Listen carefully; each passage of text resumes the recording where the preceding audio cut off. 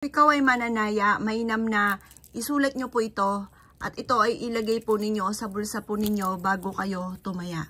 Ito po ay magdudulot sa inyo ng swerte.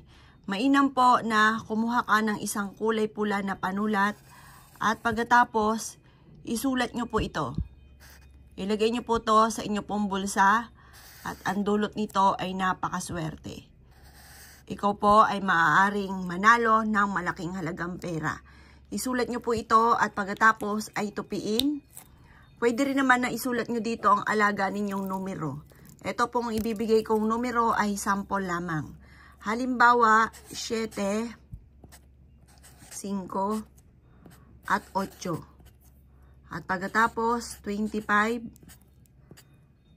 Tapos ay 43. 2, 4, 5. Tapos, ito po ay numero 35. Yan, sample lang po yan. Pagkatapos, mag-wish ka na sa numerong ito ay mananalo na ako ng jackpot. Basta lagi kang positive ha. Kasi once na ikaw po ay nega, once na ikaw ay nag-isip ng mga negatibo at inisip niya po na kayo'y malas, malas talaga ang mga mangyayari. Kaya kailangan alisin nyo ang mga negatibo na naiisip. At panay mga magaganda ang sasabihin at iisipin.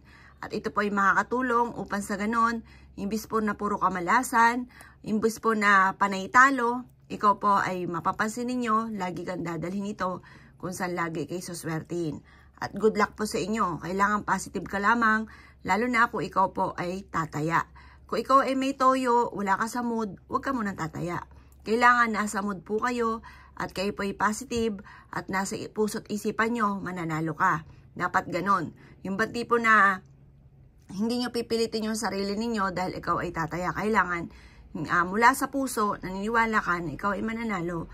At pagkatapos, sabihin nyo po, mananalo na ako ng jackpot, simula na ito ng pagyaman ko. Ganon po mga bossing ko. Ito ay makatulong sa inyo para ikaw ay sundan ng swerte. Kung hindi ka naman mananaya, pwede nyo rin itong isulat sa main door ninyo, ang sign na ito, at makakatulong po ito para lagi kang swertihin. Proven po yan. Kaya ako ikigagawan ng itong mga pamamaraan, ay siya mga boss. Good luck po sa inyo po lahat.